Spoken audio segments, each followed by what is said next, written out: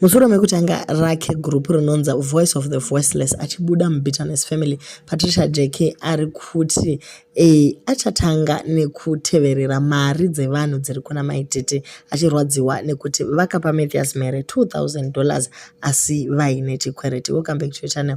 Please don't forget to like and subscribe kuitira kuti pese patinenge tamanya mastreets tikakuwanirai tunyaya imi mubva makurumidza matuona tofambirana nenguva. Patricia JK ati iye mari dzese dzakatogwa nemusikana dzanga dziri dzekuti mota dzinodhura naNakeli Khumalo nechino asi imimi makangonyarara. Munokundiwa seiko nemunhu ane 19 years akadzifambira nyaya dzacho akapuwa 4,000 yake cash. Ini ndiripo ndopandakarwadziwa. Pamwe pacho ndakatofuremegwa nemhosva dzenhema nekuti ndiri munhu anokuramba achipusha kuti mari dzibude. Munhu uyu akaba $530,000 from people according to my marketing. Let me remind you, vanhu vemukando kuti aikaibira chii mari iyi. Akaibira kugadzirisira Obina permit, kuhaya mota dzinodhura, kutenga magroceries ema$1,000 USD, kuita muchato waidhura wema2 minute noodles nekeke rai eflota mudenga, kuhaya chikopokopo naNakeli Khumalo nekuenda kumahotera. You guys suffered for your money. Musazungaira mazvinzwa munhu kutodoneta $2,000 US kwaMathias Mhere. Hanti mari iya dene akatokavha zvikwereti naimi pane kuti ape Mathias Mhere. Vanhu vakabirwa, itai faster muuye pano tigadzirise nyika. Vamwe vari kuti but my question is, ko vanhu ava makavaudza kubva kare sei vasingatori action pamari dzavo? Vari kutya here? Because by now vangadai vese vakatoisa nyaya dzavo kumakotsi. Chii chiri kuita kuti vanhu vasauye forward nenyaya dzavo? Inyaya yekuti vakaiswa muhari here kana kuti inini ndimakufoseredza vanhu vaita give up over nemapayment arrangements avo avakaita nechemukati? Vamwe vari kuti musikana ari kuenda kucourt every day, akutoda kuvakirwa chake chirumu chepaya. Muri kuti inyaya dzei? Handiti ndidzodzo here dzaari kuendesa dzari kuendera kucourt? Vamwe vari kuti semunhu atendeukawo wedwe tatichiexpecta kuti abhadhare zvikwereti pane kuti atange kuvaka imba yake opedza ipapapo obva abuda achiendesa mwana kuboarding, this and that, achiflasha mari dhirezi opfeka re2,000 ondopa Mathias Mhere imwe 2,000 achiflasha mari kuvanhu vaakakwereta chero $300 chaiwo. Sei asina kuzopedzisa mukando? Ivo vana veZimbabwe, amene kuti nhamo yacho yatosvika pakudzungaidza here vanhu. Ungangotrusta socialite ungonzi kwai tiri kukanda mari, ungokandawo zimari rakakura kudaro naivedwe nanatete Mildred vadori wese. Patricia ari kuti vese vekubira aisa number, please don't use a Zim number, shandisai number iyi. Ndokuisa number yake +356. Ari kuti huyai nemaV11 enyu emari dzenyu dzakabiwa, kuti ane mari yenyu ane mari toita gurupu, toisa Melissa mugurupu umu, mobatsirwa nemaprocedures kuti mari yenyu idzoke. Only vakabirwa ndo vanouya kuinbox, vese vakabirwa nakamuchacha.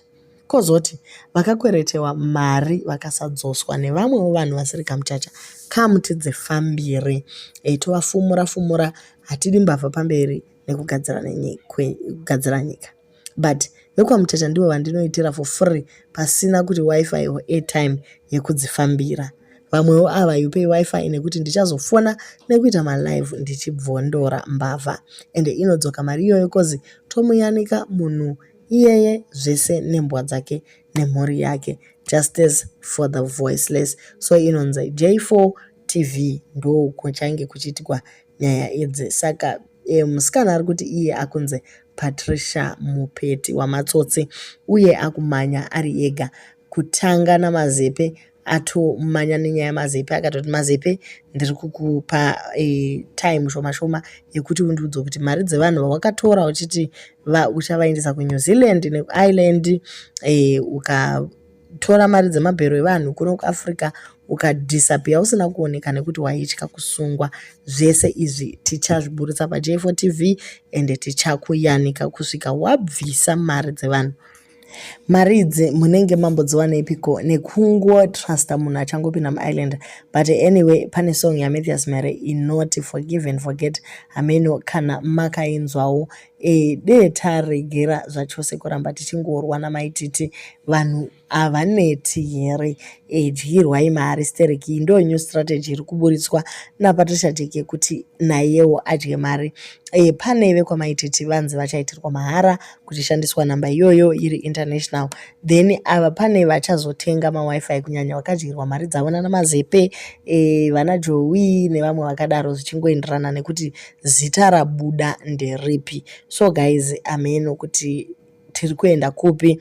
This week tichaona kuti so far kuchaburitswa vanhu vangani, because mazepe atobuda number 1, masiriri yake ekuti kwanza anomanya achitengesawo muviri wake pamwe chete nebhodhi yakewo zvatobudawo. Saka tichaona kuti panopera wiki ka tinenge tafamba nevanhu vangani. Munoona ushamwari kana wopera guys unenge made in China, panenge patoshata zvachose. So Rox ari kuti aiwa nziyo iya isusu hatisi kuitevera zvachose, anoregerera ndiJehovha wekudenga. Isusu tiri vanhu venyama, tinoda mari dzedu, hatingavharwi mari refu dzakadaro, toramba tinyerere. So Patricia ari kuti this is the chance yekupuwa mari dzenyu. Feli ati atendeuka uye anoda kuenda kuCanaan, and I'm sure this time it won't be difficult. Handika mai maposa ipai vanhu mari dzavo. Sister Betty shaye content vedu we justice for the voiceless.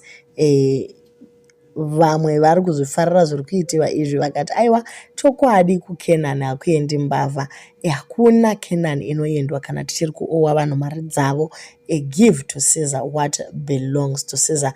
We are hoping kuti after the album launch kune vanhu vachapiwa mari dzavo, kunyanya Tete Midi ngavambobvunziwo kana kashomawo mbichana wedwe vagonewo kudiridza tumuti twavo turi kuChinhoi uko naika.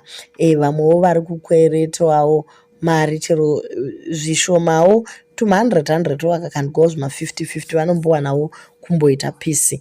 Asi market citizens ari kuti iwo vedweka guys, we are working towards musi wa26 dei mambomira nezvinhu zvicontent zvenyu izvi, because zviri chakanganisa album launch that we are so looking forward to. So ndo nyaya dziri mastreets guys for now, kuti Patricia Jake asiyana nevamwe. Ari kuti ini ndiri kuzvimirira ndega, ndava soja rinomira roga. VeCat family havatani kuuya kuzosapota kana kuzocriticize. Umwe ati yes, I'm a Cat family and you are doing well. Mother Mama Mai Fifi should pay everyone she owes. It only goes with kutaura kune mabasa, and I'm sure I would like to believe kuti that is what she's doing. Kungoti havazouyi havo online kuti vedu ndabhadhara vamwe vanhu 10 ndabhadhara vanhu vakati, ende nyaya yekuti imba vakavaka, yes vakavaka vachibatsirwa nemakambani. So guys, ndo nyaya dzacho naika.